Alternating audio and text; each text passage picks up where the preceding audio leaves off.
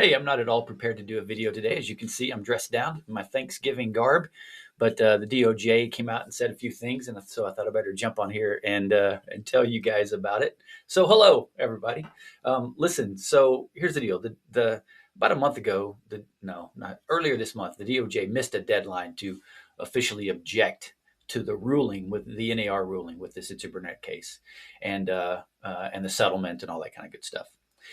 But the settlement, the judge is supposed to settle this whole thing today to approve it.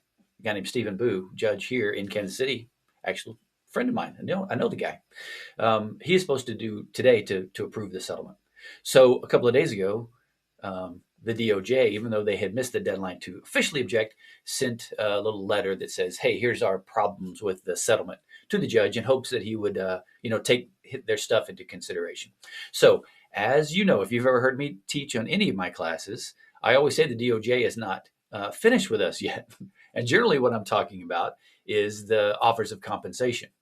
Uh, they want offers of compensation to go away. And as you know, I want of compensation to go away. And it seems like they are going away industry wide. You can see movement after movement after movement of people getting away from offers of compensation. But the settlement didn't get rid of them. They just moved them out of the MLS to somewhere else, smartly perhaps on the department, on the plaintiffs.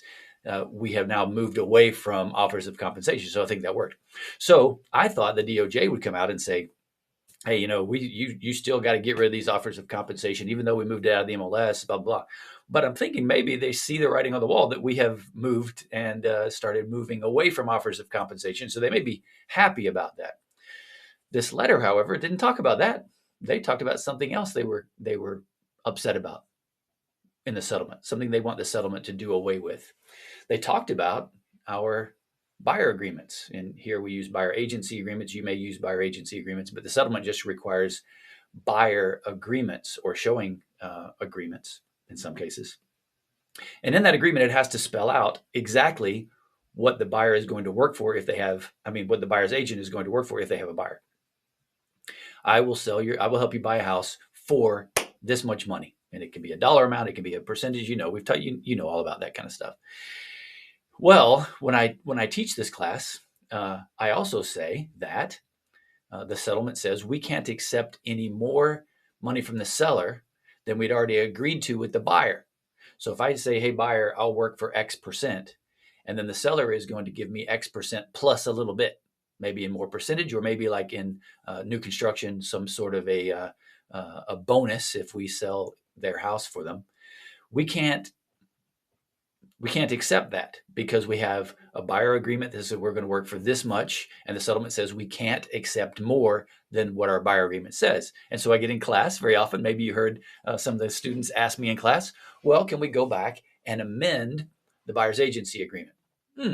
So my answer to that was, it seems like we can. Right now, it seems like we can. But I don't think it's a good idea. I think we've already said what we would work for. Now there's more money, and we go back and amend it. Seems odd to me. It seems odd to me for antitrust. Just in general, it doesn't seem like a good thing to do. But what really strikes me is that it's bad for our business building, for relationship building, right? If I have a buyer and I agreed to sell or to help them buy a house for X percent, and they buy new construction, and I'll be darned, the builder is going to pay me that 3% and a $5,000 bonus for selling that house for them. Then I go back to my buyer and go, "Hey, guess what? There's 5,000 extra in this deal. I want it. Sign here and amend this contract." That doesn't seem like a very good thing to do for me and my business, and trying to upgrade my brand and my reputation, and building relationships with people and looking for referrals, right? Wouldn't it be much better to say, "Hey, the builder is offering us $5,000. Let's see if they're offering it to me to help sell the house, but let's see if we can get it in on your side of the transaction. Maybe they can use that $5,000 to buy down your interest rate, or to provide some closing cost assistance, or lower the price of the house." I like the first one the best. That's going to save your client the most money. But isn't that a business building strategy, right? Because aren't they going to then go tell everybody how great you are that you did that? You've already told them how much you worked for. Take the $5,000 and get it into your buyer's hands. Much smarter, much smarter. And now we're seeing that the DOJ thinks that that is an antitrust issue. If we agree to sell their house for one price, then there's more money available, and then we go back and amend the buyer's agency agreement. That's what this letter was all about. So I guess the point here is they're not through with this yet, right? And this thing is changing over and over and over again, and we're gonna have to see how this all plays out. But I wanted to get up here and at least give you the info of what happened recently, and I'll put a link to an article I just read on it. I thought it was, gave you the gist. It wasn't a full great article, but it was a pretty good article. It kind of helps you understand what I just said. Also, there are going to be people, other teachers, other coaches out there online, and I encourage you to go out and see what other people have said, because I didn't look and see what other people were saying about this. I just read what the DOJ put out, and then I got on here and did this video. So others may have a different take on it. So I encourage you to go out there and look around and see what others have. However, some of those people out there are totally legit, cool people like me that just want to help you get an understanding. But some of them out there want to sell a product. They want you to buy their coaching, or they want you to buy their book or whatever. And so there's a lot of clickbait out there. So I'm sure there are going to be some videos out there like DOJ slams NAR, realtors will now be imprisoned for the rest, just a bunch of weird shit. So just be careful about what others are saying. Take this, read that article that I give you, and then if other people have something else to say about it, then take it with a grain of salt. See if they, they add to what I say, or if they detract from what I say, or whatever. So just, go into it open-minded.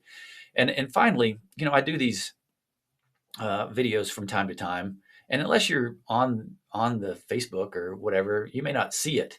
And so I'm gonna see if you want to do this. I'm gonna start sending out an email to people that says, "Hey, here's this week's video. This thing's coming out, whatever." Or I just posted, and here it is. And I know that you've already joined this group, and sometimes if you've joined the group, you've given me your email address, and if I have to go find that, I will. If I need to let you know something. But this is going to make it a lot easier on me. And if you want to do it, it's you opting in. So send me an email. I'll put my email in the thing down there as well, jay@focus5.net. I'll send that to you. And then just send me an email that says, put me on the mailing list, send me the alerts. Let me know when your next video is, whatever. And then I'll add you to that list, and then I'll start sending those out. I think that's going to help people see my videos more and add that value. I think that's it for me for now. Go get them. Happy Thanksgiving, and we'll talk to you soon.